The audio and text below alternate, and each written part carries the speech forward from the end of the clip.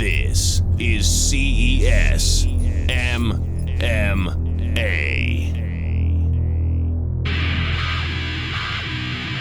Steve's a 55er. He's making his way to the cage right now. And what I do know about the Philadelphia Fight Factory is they have some serious talent. I actually fought a gentleman from the Philadelphia Fight Factory a few years back. His name was Lamont Lister, IFL veteran. Very solid school, very solid camp down there.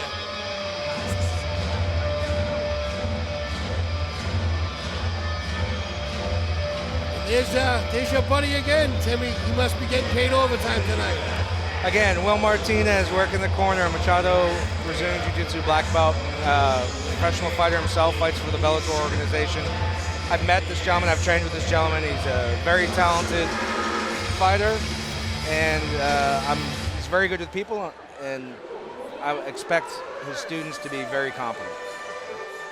Well, you know what? They've shown nothing but being more than competent tonight. CES leaving no stone unturned, looking for the high-end talent, the highest-end talent they can get their hands on.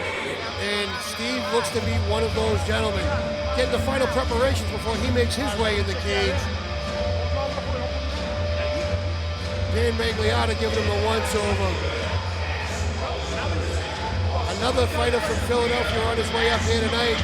See how he fares in New England. This is your co-main event, by the way, ladies and gentlemen.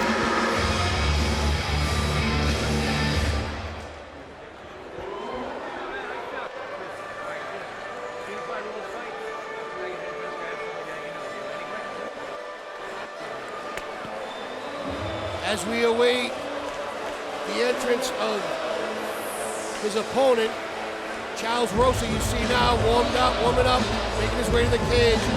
Charles Rosa is an American top team fighting out of Delray Beach, Florida. Holds a professional record of 4 wins and no losses. 2 knockouts, 2 submissions, so the man knows how to finish a fight. And you have Philadelphia Fight Factory fighting against American top team. Once again, 2 of the very best schools around. CES not joking tonight.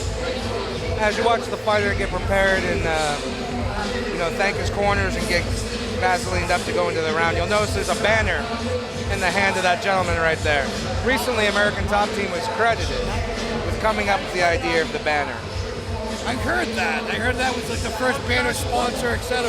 Correct. Apparently it started off, they used to hang their flag over the fighter on the way in. Over the fighter on the thing, and then eventually that, as the flag got too beat up and bloody and the UFC started to protest, they switched over to these sponsors. But it's funny to watch how it's evolved at every level. Yeah, absolutely.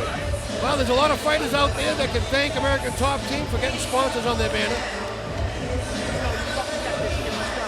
And again, American Top Team, if you've lived under a rock or never heard of MMA, I can understand you don't know who they are. But if you have any passing interest with MMA, American Top Team, one of the best in the game. Just an onslaught of fantastic fighters at every level. So you have a 4-0 fighter coming from American Top Team, flying up from Florida to work with us tonight. And he's fighting a veteran fighter, 19 fights. This is your Pinnacle Vodka tail of the tape. Charles Rosa, 4-0 as we stated, weighted at 152.5 pounds, fighting out of Delray Beach, Florida, representing American Top Team.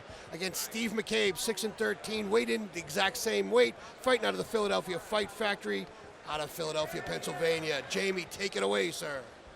Ladies and gentlemen, this is the Pinnacle Vodka co-feature of the evening in the lightweight division.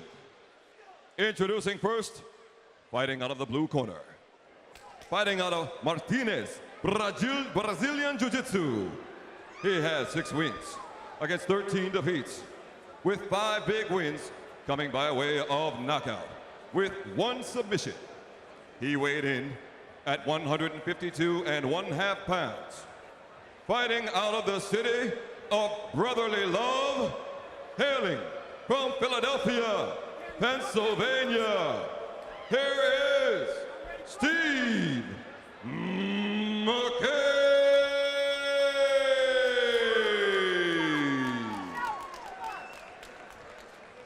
And now introducing to my right, fighting out of the red corner.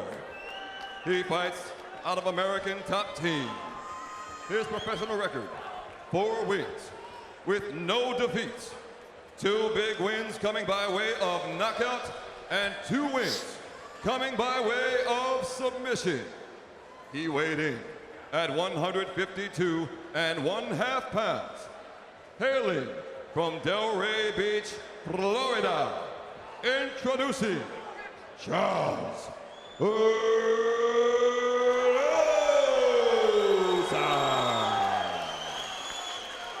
Interesting note about Charles ROSA. Charles was up here at the last CES event we had, did a phenomenal job, very gifted fighter. I think he's a Florida transplant. Charlie LaRosa fighting out of American Top Team, out of Delray, Florida, in the black trunks. And we have Steve McCabe fighting out of Philadelphia in the red and black trunks. You can see Charlie now looks like more of a Taekwondo stance, a very bladed, bouncy stance. Reminds me a lot of Steve Thompson. Steve Wonderboy Thompson. Oh, nice left hand. Great straight punches, pouring it on.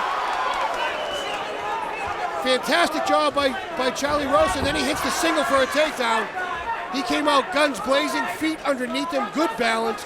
Was able to throw 5-6 punch combination and then get his fighter to the ground. A couple of short punches as he has his opponent pinned against the fence. Steve needs to be careful of his neck here. Can't quite see from this angle, but it does look like Charlie ROSA is going to try to attack that guillotine.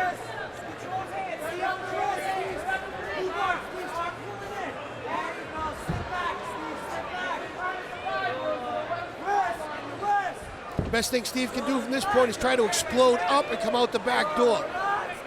He's got to get off that knee, though. He has to work his way up and try to get out that back door. I'd like to see him, get his head uncovered and bring it to the center of the chest. I feel like any kind of dramatic movement at this point with his neck tied up could be dangerous, especially because it seems like Charles is waiting to pounce on that opportunity. He's kind of looking for it. He's setting it up. Now he's going to lift up and start to deliver some damage with some strikes to get him active. Right back to it then, too. Exactly. Recapture the neck. He jumped that. He's looking at it. Is that a 10-finger he's trying to put on? It's a version of a Peruvian necktie. Wow, it's an inverted Peruvian necktie. I don't know how else to explain that. Do you have a better... That's exactly what it was. A Peruvian necktie. He rolled through a little bit. That's you could see he was setting it up. He was very patient with the move. Yes, he was. And like I said, anytime your head is tied up, you should stop and notice. Ladies and gentlemen, take a good look at the last 2 fighters you just seen. Andre, the Asian sensation Soccermouth, and Charles ROSA. Might not see them around here too much longer. Both these guys are doing phenomenal work. Charlie ROSA just improved his record to 5-0 with 2 knockouts and 3 submissions.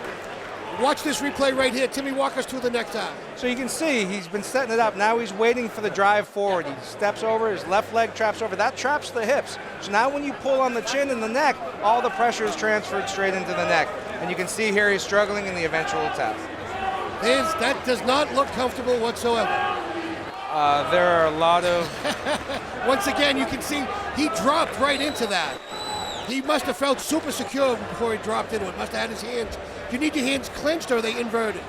You actually don't have to have your hands clenched. What you need is a person to drive forward, and which is what he got. Once he's postured up and started delivering those side shots, it made his opponent drop his head and drive in to try to save him. We're going to get all the particulars right now. We're going to throw this down to Jamie Bavot in the cage.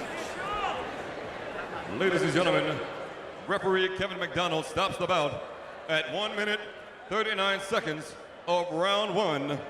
Your winner by Peruvian necktie submission, hailing from Delray Beach, Florida, Charles ROSA.